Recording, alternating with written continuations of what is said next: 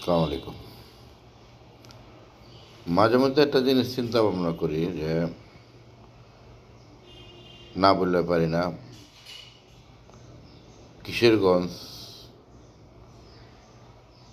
ব্রাহ্মণবাড়িয়া, কসবা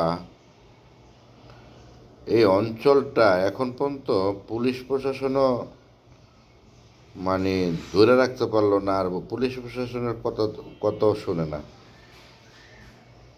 যুগ যুগ ধরে এই বল্লম টাকাইটা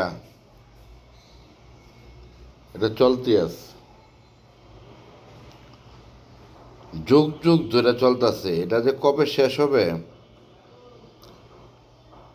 এটা বোঝানো বড় মুশকিল। নরসিংদী, ভৈরব, কিশোরগঞ্জ, ব্রাহ্মণবাড়িয়া, কসবা, নাসিরনগর, নবীনগরের দিকে এই বল্লমের আর ট্যাকেটটার যুদ্ধ আর কেউ থামাইতে পারলো না।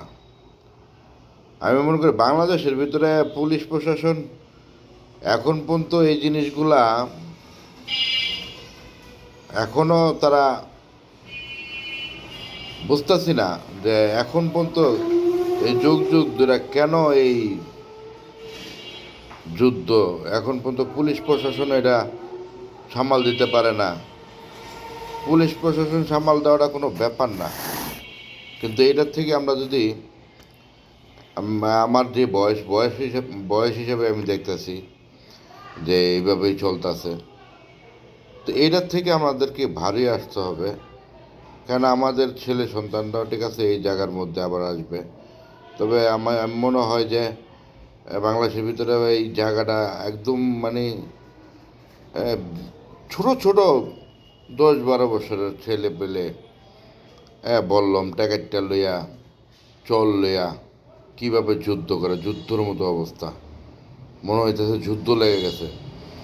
অথচ দেখেন এই গ্রাম আর এই গ্রাম, এই বাড়ি আর এই বাড়ি, চাচাতো ভাই, জেরাতো ভাই, মামাতো ভাই, হ্যাঁ, আত্মীয় স্বজন লেগে যায়। তো এইটার থেকে যদি আমরা যদি ভারিয়ে না আসতে পারি তাহলে তো সমস্যা, এই সমস্যা আরও দীর্ঘস্থায়ী হচ্ছে। তবে আমি মনে করব যে পুলিশ প্রশাসনও আপনারা এদিকে একটু নজর দেন। সরকার যারা আছেন ঠিক আছে, তারা একটু নজর দেওয়া এই জায়গাগুলোর থেকে ভারিয়ে আসতে হবে। এই জায়গাগুলোতে ভারিয়ে না আসলে ভবিষ্যৎ পরিকল্পনা তো আরও জোরদার হবে।